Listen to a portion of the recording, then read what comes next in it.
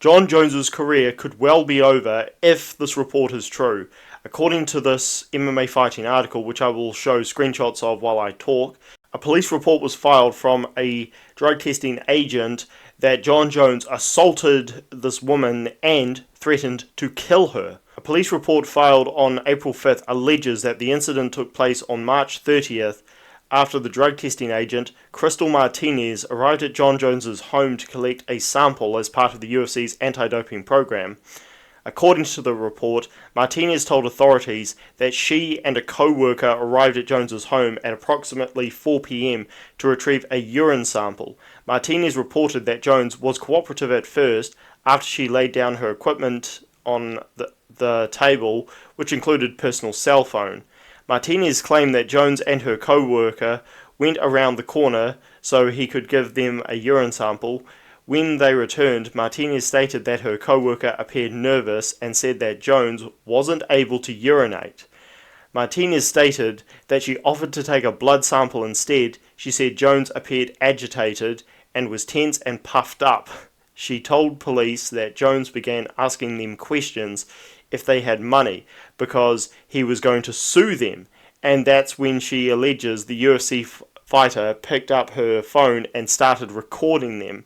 Police stated that the responding officer viewed the video wherein Jones stated something to the effect of, "Here's fucking Jerome and his girlfriend in my garage," and the video cut off. Martinez alleged that Jones then put her phone into his pocket and got into her face stating, "Why you fucking people come so early? Do you know what happens to people who come to my house? They end up dead." Martinez told police she was terrified with Jones alleging standing less than a foot away from her and wanted to terminate the test but was afraid Jones might hit her. Since UFC athletes face potential repercussions for not taking a drug test, Martinez said she wanted to call for help, but Jones still had her phone. She stated that Jones eventually agreed to take the urine test again and placed her phone back on the counter. Martinez said she grabbed it while Jones and her co-worker went back to the patio so he could urinate. Martinez stated that she texted her boss, identified in the report as Pearson Lachlan, that Jones was threatening her and that she could not talk to Lachlan over the phone because Jones could come back at any moment and she was afraid he would attack her if he saw her on the phone. When her co-worker returned with the urine sample, Martinez claimed he looked pale and nervous and kept making mistakes while attempting to package the sample. Martinez told police she believed Jones may have been intoxicated because she smelled an odor of alcoholic beverage coming from him. She told police that she filed an internal report for her employer, but also told them she intended to file a police report. She claimed her boss instructed her to hold off until UFC representatives spoke with her. Martinez claimed her co-worker at the scene didn't want to file a police report because he was afraid of the repercussions. Martinez then alleged that Lachlan contacted her on April 4th asking why she wanted to file a report. Martinez claimed it seemed like he was trying to talk her out of it. Martinez told police she wanted to pursue criminal charges against Jones with the police report, noting that the summons will be issued to Jones.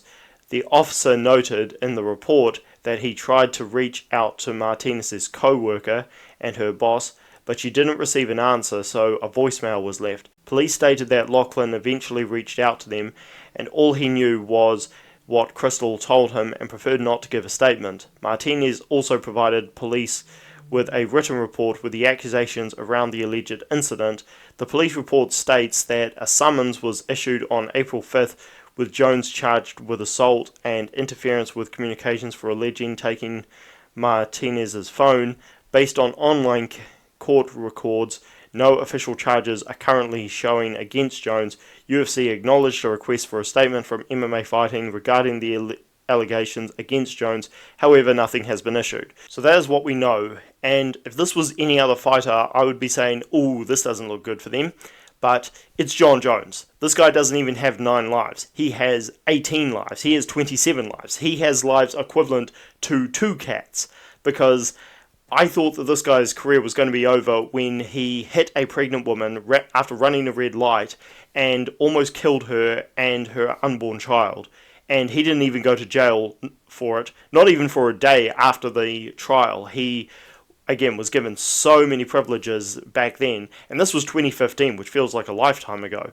And when he hit his wife, he didn't go to jail for a day even. He got off with not even a slap on the wrist. When he failed a drug test for clomiphene, and it was proven when he had a trial that the receipt used to purchase the Cialis pill, it also had clomiphene on it. The receipt did. So that to me was and pretty much anybody who looked at it, was proof that Jon Jones did purchase clomiphene and he was just lying. But he got away with it. Other fighters have been punished worse for less. And when he tested positive for steroids, this guy still got off. He wasn't even suspended, as long as some fighters are, for one discretion, let alone the fact that this was his second. And when the picograms kept on popping up, and we learned what that word meant for the first time, he still got off. So this guy again has umpteen lives. I would not be surprised if he gets away with this as well, as much as it would be disgraceful, again, if it is true. And this is just further evidence, again, if it is true, that Jon Jones is a monumental scumbag, because there have been people over the years, and I know because I've never defended Jones after he hit a pregnant woman, who are intent on defending every single thing he does. It's unbelievable. These people, you would think that they have some deep connection to Jon Jones. It's crazy. And yet, this is just further evidence that Jon Jones doesn't give a toss if he breaks any rules. Because here's the thing, if we break rules in this world, if we break laws, we are punished. We are given stern warnings, and hell, some people go to jail for, again, very little indiscretions. Yet, Jon Jones is not only breaking laws, but he doesn't give a crap if he continues to break them, no matter how arrogant he is. He, again, has not a care in the world. Does this not show you that he is a cheater? Because if you test positive for steroids once, let alone as many times as he has, then you would be so careful to not do anything that could be considered an indiscretion with anti-doping agencies. And again, if this is true, he's not only breaking the rules, but he's going to the fullest extent, giving out death threats. And it's the same thing we saw after he hit the pregnant woman, that he was so sorry, he would never do it again, etc. And yet, before his comeback fight against Daniel Cormier, which never happened on that particular date, he broke a number of other laws, such as driving without a license and speeding, etc. And he was saying, oh, look, the officials are being harsh on me, etc. It's like, hang on, you just got off lightly for hitting a pregnant woman. How can you even break a single rule after that? Wouldn't you be double-checking, triple-checking, quadruple-checking that you're doing everything by the book if you got off that lightly? Because if any of us did that, we wouldn't be getting off, we'd be going to jail.